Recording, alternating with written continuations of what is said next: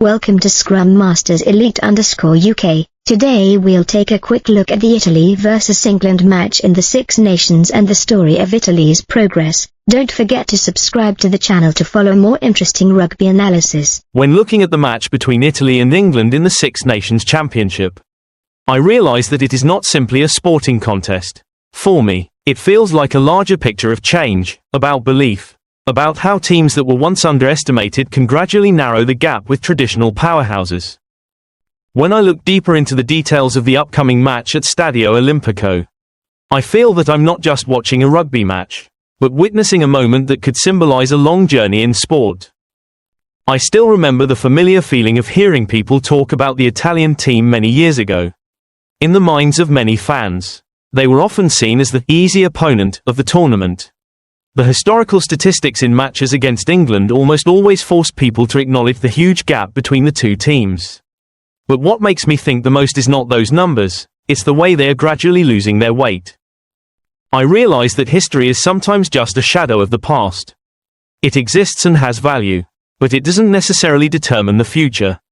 Looking at Italy's progress under coach Gonzalo Quesada, I feel like I'm watching a team gradually redefining itself. Their victory over Scotland in the opening round of this year's tournament did not surprise me as much as it might have in the past. What caught my attention more was the way they won: resilient, disciplined, and well organized. It was not a lucky moment, but the result of a clear development process. When they nearly defeated Ireland, I felt even more strongly that this team had entered a new phase. In the past, matches like that often ended with Italy falling behind significantly in the second half. But now they are capable of staying competitive throughout the entire game. Even when facing France, one of Europe's strongest teams, they are no longer as overwhelmed as before. What makes me think the most is the shift in how people view Italy. In the past, they were judged almost entirely by results. But when I observe more closely, I realize that some teams may not win often yet are improving very quickly. Italy is a perfect example of that. Their attacking style in this tournament has truly impressed me.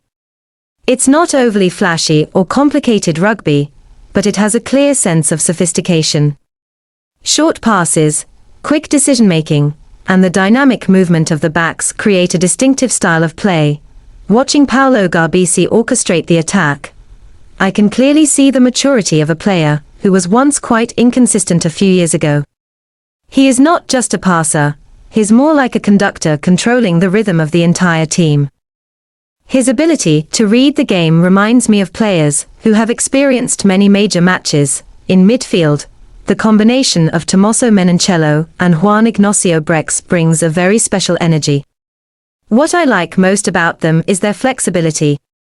They are not restricted to a fixed position, and that constant movement forces opposing defenses to keep adjusting. When players like Monty Ioane or Louis Liner receive the ball in open space, their speed can instantly turn a normal attack into a dangerous situation. But when I look at the England team, the story has a very different tone. Under coach Steve Borthwick, England entered the tournament with high expectations. After several years of trying to rediscover their identity, they hoped to compete for the title for the first time since 2020. But within just a few weeks, everything seemed to change quickly. 2 consecutive defeats against Scotland and Ireland not only ended their title hopes, but also exposed deeper issues in how the team operates.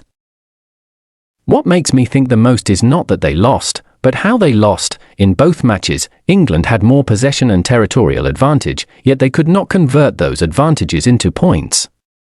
When a team controls the game but still fails to score, it usually indicates a structural problem in the attacking system. Their defensive statistics also surprised me. Conceding 73 points in 2 matches and missing dozens of tackles shows that the defensive system is clearly struggling. When I read about Borthwick's decision to change 9 positions in the starting lineup, I felt that he was facing a major gamble. Such large changes can bring fresh energy, but they can also make the team unstable. The inclusion of Finn Smith at fly-half suggests that England wants to change its attacking style. Unlike George Ford, Smith is the type of player who likes to carry the ball and run more often. That could make England's attack more direct and unpredictable. I am particularly interested in the role of Ben Earl in this lineup.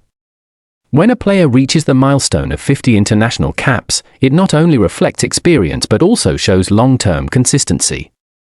With his energetic playing style, Earl is often the one who sets the tempo for England's attacks. Meanwhile, in the forward pack, players like Ellis Genge and Joe Hayes play key roles in the scrum battles. This is one of the few areas where England has maintained stability in this year's tournament. When thinking about the upcoming match, I feel there are two battlegrounds that could decide the outcome. The first is the scrum, where both teams see it as a tactical foundation. In rugby, the scrum is not just a restart but an opportunity to gain both psychological and strategic advantage. The second battleground is the attacking style of the two teams. Italy tends to play fast rugby, with short passes and constant movement from the backs. England, on the other hand, may choose a more direct approach with powerful ball carries. One matchup that particularly intrigues me is between Juan Ignacio Brex and Tommy Freeman at the number 13 position. Brex is a very intelligent centre in terms of movement. He is not only strong in attack but also reads defensive situations very well. Freeman, meanwhile, is still relatively new to this position, but his ability to cut inside could create many spaces. When reflecting on the whole story, I realise that what interests me most is not predicting who will win. What makes me think more deeply is the shifting balance in sport. There are teams that were once considered weak, but through persistence and improvement in small details, they gradually narrow the gap with stronger teams. This process often happens slowly, sometimes taking many years. But once it reaches a certain point, people begin to realize that things have changed. For me personally, the story of the Italian team carries a very clear lesson. Consistent progress can sometimes be more important than temporary victories. A team may lose many matches, but if they improve a little in every game, sooner or later they will reach a turning point. For fans, this also reminds me that judging a team solely by the scoreboard can sometimes be too simplistic. Sport is not just about the final result, but also about the journey behind it. And for people in general, I think this story reflects something very familiar in life. The gap between weak and strong is not fixed. It can change with enough time, persistence, and belief. The match in Rome may simply be another fixture in the Six Nations Championship schedule. But to me, it feels like a small milestone in the development of a team that is seeking respect. And sometimes, it is exactly these small milestones that create the biggest changes in sports history. Thank you for watching Scrum Masters Elite_UK. The Italy vs England match in the Six Nations shows how progress and belief can change the balance in sports. Don't forget to subscribe to the channel for more exciting rugby analysis. See you next time.